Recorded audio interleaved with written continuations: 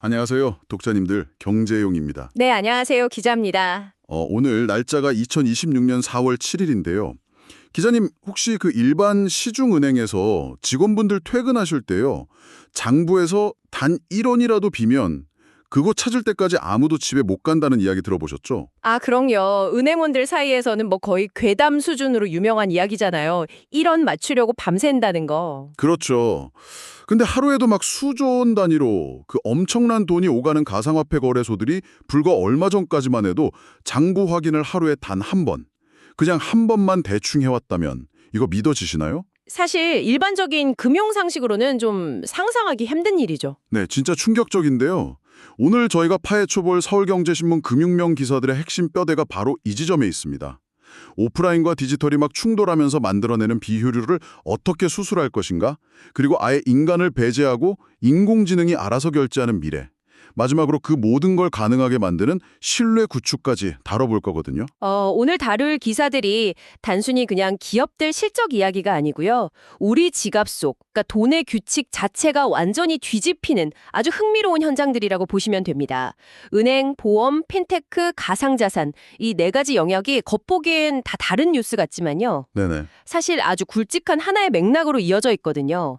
과거의 무거운 껍데기는 과감히 벗어던지고 이 고도화된 디지털 기술로 어떻게 새로운 생존 룰을 만들 것인가 이런 치열한 고민이 담겨 있습니다. 기대가 됩니다.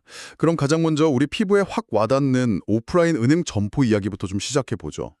제가 서울경제신문 기사를 보니까 그 우리의 은행이 이번에 엄청난 규모로 지점을 통폐합한다고 하더라고요. 네, 맞습니다.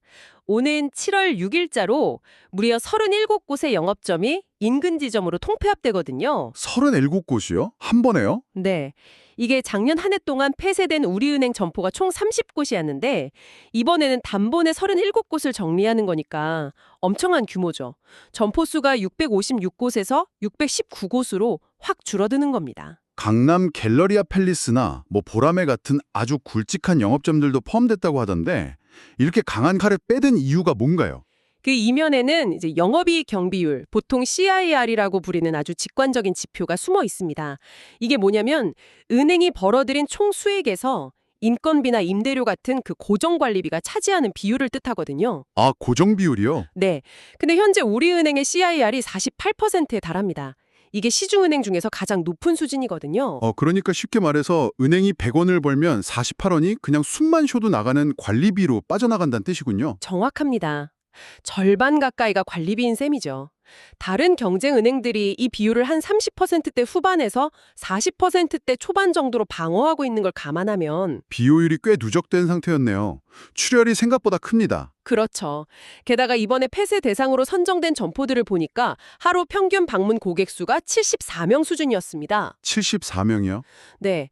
전체 점포 평균이 한 85명 정도 되는데 그거에 비해서도 12.9%나 적은 수치죠. 비싼 임대료 내면서 유지하기에는 이미 한계점에 다다랐다고 볼 수 있습니다. 사실 인공지능이나 모바일 뱅킹이 일상화되면서 고객들 발길이 끊기는 건 어쩔 수 없는 흐름이기도 하고요. 그 흐름은 진짜 충분히 이해가 갑니다. 근데 제가 기사를 보면서 진짜 흥미로웠던 포인트가 하나 있었어요. 어떤 부분이죠? 그 닫는 점포가 아니라 오히려 남기는 점포를 대하는 방식이었거든요. 그냥 장사 안 되는 곳 싹 다 닫고 끝! 이게 아니라 1899년에 문을 연 인천 지점처럼 100년 이상 된 점포 15곳은 100년 점포로 지정해서 특별 관리를 하더라고요. 아, 네, 맞습니다. 마치 오래된 옷장을 정리하면서 안 입는 옷은 과감히 버리되 정말 의미 있는 명품 코트 같은 건 특별히 보관하는 것 같달까요? 근데 더 신기한 건 통폐합 때는 또 다른 16곳에는 어르신 IT 행복배움고실 같은 시니어 특화 점포를 운영한다는 거였어요. 네, 그 부분이 아주 핵심입니다. 아니, 비용을 줄이겠다고 효율화를 하는 건데 그 확보한 자원을 굳이 어르신들을 위한 IT 교실 등에 투자한다. 기업 입장에서 이런 포용성을 챙기는 진짜 이유가 뭔지 너무 궁금하더라고요. 이게 겉으로 보면 은행의 되게 따뜻한 사회적 책임 활동처럼 보이잖아요. 근데 경영 전략 관점에서 보면 아주 치밀하고 영리한 포석입니다. 오, 어떤 포석이죠? 디지털 뱅킹 환경으로 넘어갈 때 가장 이탈 위험이 높은 취약계층이 바로 고령층이거든요. 오프라인 점포가 동대에서 갑자기 사라지면 이분들은 당연히 거래에 불편함을 느끼겠죠. 아, 그럼 대면 영업점이 남아있는 다른 은행으로 돈을 다 빼버릴 수도 있겠네요. 바로 그겁니다. 그러니까 이 어르신 IT 배움 교실은 단순히 컴퓨터 켜는 법 가르쳐주는 자선 활동이 아니고요.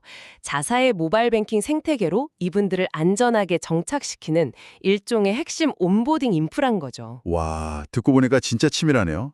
쓸데없이 새는 고정비용은 과감히 도려내지만 충성도 높은 시니어 고객들의 디지털 전환에는 투자를 하는 거군요. 그렇죠. 무조건 줄이는 게 아니라 지속 가능한 영업 경쟁력을 확보하려는 은행의 아주 합리적인 조정 전략이라고 분석할 수 있습니다. 그렇군요. 자, 은행들이 이렇게 무거운 오프라인 매장을 줄이고 고객들을 모바일로 이주시키느라 고군분투하는 반면에 아예 기존의 무거운 전통 영업 조직이랑 가벼운 디지털 조직이 한 팀으로 뭉쳐서 판을 흔드는 곳들도 있잖아요? 네, 보험업계 쪽 이야기시죠? 맞습니다. 자연스럽게 보험업계 기사로 넘어가 볼 텐데 한화손해보험이랑 캐롯손해보험이 조직을 통합했다는 기사입니다. 두 회사가 합쳐지고 나서 실적이 그야말로 폭발했다고요. 네, 엄청납니다. 통합 반년 만에 올 1분기 자동차 보험 매출만 3천억 원을 돌파했어요. 와, 1분기에만 3천억이요? 네, 특히 3월 한 달 매출만 딱 떼어놓고 보면 1,100억 원이 넘거든요. 이게 월 기준으로는 역대 최대 실적입니다.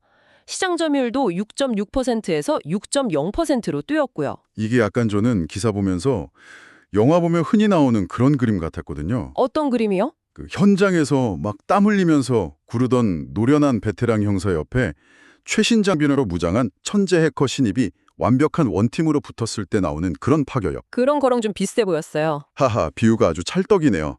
딱 그렇습니다. 이른바 하이브리드 손보사 전략이라는 건데요. 여기서 베테랑 형사는 한화손보의 수십 년 된 대면 영업 조직이고 천재 해커 신입은 캐롯손보야 사이버 마케팅, 즉 디지털 채널인 거죠. 아, 그 둘이 합쳐지면 어떻게 시너지가 나는 건가요? 이게 무조건적인 디지털 전원이 정답이 아니라는 걸 보여주는 좋은 사례인데요. 천재 해커, 그러니까 캐롯의 그 혁신적인 앱이나 데이터 기반 마케팅이 2030 세대나 가벼운 보험을 찾는 고객들을 쫙 끌어모읍니다. 진입 장벽을 대폭 낮춰서 유입시키는 거죠. 일단 가벼운 채널로 사람들을 모으는군요. 네, 그럼 베테랑 형사, 즉 기존의 탄탄한 전통 대면 조직이 그 고객 데이터를 넘겨받아서 유기적으로 결합하는 겁니다. 그렇게 모인 고객들을 분석해서 조금 더 복잡하고 마진율이 높은 장기 수익성 상품으로 자연스럽게 안내하는 구조가 완성된 거죠. 아, 그냥 온라인으로 팔고 마는 게 아니라 온라인에서 모은 고객을 오프라인의 영업력으로 한 번 더 공략한다. 이거 진짜 똑똑한데요. 디지털 채널 매출만 10%가 뛸만합니다. 맞습니다. 전통과 디지털의 결합이 어떻게 구체적인 실적으로 진짜 돈이 되는지를 제대로 증명한 셈이죠. 자, 그럼 전통 금융권이 이렇게 오프라인과 디지털의 환금 비율을 찾아서 체질을 바꾸고 있다면 이번엔 핀테크 쪽으로 가보겠습니다. 이쪽은 아예 상상 속의 미래인 AI 자동 결제를 지금 현실로 만들고 있다고요. 네, 카카오페이 주사인데요. 카카오페이가 리눅스 재단이 주도하는 X402 재단 출범 멤버로 합류했다는 내용입니다. 제가 기사에서 그 함께 참여하는 창립 멤버 명단을 봤는데 약간 살벌하더라고요. 구글, 아마존 웹서비스, 비자, 코인베이스 이런 글로벌 공룡들만 모인 자리에 국내에선 유일하게 카카오페이가 들어갔잖아요. 네, 아주 의미 있는 행보죠. 여기서 만들겠다는 게 차세대 웹 결제 프로토콜인데요. 핵심은 에이전틱 AI가 자동으로 스테이블 코인 결제를 수행할 수 있게 하는 인프라를 구축하는 겁니다. 잠깐만요, 기자님. 그러니까 쉽게 말해서 앞으로는 제가 해외 사이트에서 물건 살 때 환율 계산하고 일일이 송금 버튼 누르고 카드 번호 입력하는 그 과정을 다 안 한다는 건가요? 네, 맞습니다. 제 비서 역할을 하는 AI가 스스로 데이터를 주고받으면서 알아서 암호화폐로 결제까지 딱 끝내버리는 세상이 온다는 뜻인가요? 바로 그겁니다. 기존에 우리가 알던 AI가 그냥 질문에 대답만 해주는 수동적인 역할이었다면 이 에이전틱 AI는 스스로 판단하고 실현까지 하는 주체적인 에이전트거든요. 와, 진짜요? 네, 근데 이 AI가 국경 없이 자유롭게 결제하려면 가치가 일정한 스테이블 코인 같은 수단과 전 세계 공통의 금융 고속도로가 필요하잖아요. 그 표준망을 카카오페이가 구글, 비자 같은 글로벌 결제 시장의 지배자들과 처음부터 같이 만들고 있다는 거죠. 국경과 시간의 제약이 완전히 증발해버리겠네요. 미래 100년의 결제 생태계 룰을 한국 기업이 함께 설계하고 있다는 게 진짜 거시적으로 큰 의미가 있겠습니다. 네, 아주 정확히 보셨습니다. 근데 기자님, AI가 알아서 코인으로 전 세계 어디서든 결제해주는 멋진 미래가 오려면 사실 가장 중요한 전제 조건이 하나 있잖아요. 신뢰 말씀하시는 거죠? 맞습니다. 내 돈이 안전하다는 신뢰요. 아무리 AI가 똑똑해도 내 코인이 어디론가 증발해버리면 아무 소용이 없잖아요. 그래서 최근 당국이 아주 강력한 규제를 내놓았다고 하던데요. 네, 얼마 전에 빗썸에서 비트코인 오지급 사태가 있었잖아요. 그 후속 조치로 금융위가 제도 개선 방안을 내놨습니다. 독자님들도 아시다시피 가상자산 시장이 그동안 좀 거친 서부 시대 같았죠. 맞아요. 좀 허술했죠. 코인 거래소들이 그동안 고계제 코인 보유량과 장부상의 숫자를 하루에 한 번만 점검해 왔거든요. 아까 방송 시작할 때 말씀드린 그 포인트네요. 아니 독자님들도 놀라셨겠지만 은행은 1원만 비워도 퇴근을 못하는데 수조 원이 도는 거래소가 장부 확인을 하루에 딱 한 번만 했다는 게 다시 들어도 오히려 너무 충격적입니다. 그렇죠. 그래서 이번에 규제가 아주 촘촘해졌습니다. 기존 하루 1번에서 이제는 5분 주기로 장부와 실제 가상화폐 보유량을 점검해야 합니다. 5분마다요. 네, 만약 불일치하면 즉시 모든 거래를 차단해버리는 킬 스위치도 의무화됐고요. 또 매달 회계법인 감사를 받아야 하고 직원이 수기로 지급할 때는 반드시 제3자 교차 검증을 거쳐야 합니다. 아, 내부 통제 구멍을 아주 꽉 막아버렸네요. 네, 마침내 전통 금융권 수준의 강력한 내부 통제 시스템을 갖추어가는 아주 중요한 성숙의 과정이라고 보시면 됩니다. 그렇군요. 결국 이 촘촘한 안전망과 신뢰가 확보되어야 진정한 혁신도 가능해지는 거네요. 기자님 오늘 논의를 종합해보니까 문득 이런 도발적인 질문이 하나 떠오르는데요. 어떤 질문이죠? AI가 알아서 결제를 대신하고 블록체인이 5분마다 실시간으로 장부를 기록하고 검증하는 세상이 오고 있잖아요. 그럼 과연 10년 뒤에 우리가 아는 은행 계좌라던가 개인자산 관리라는 개념은 어떤 모습으로 변해 있을까요? 독자님들도 한번 상상해 보시면 좋겠는데 기자님 생각은 어떠신가요? 저는 아마 10년 뒤면 우리가 지금 쓰는 플라스틱 카드나 은행 앱 화면 같은 물리적인 인터페이스는 거의 사라질 거라고 봅니다.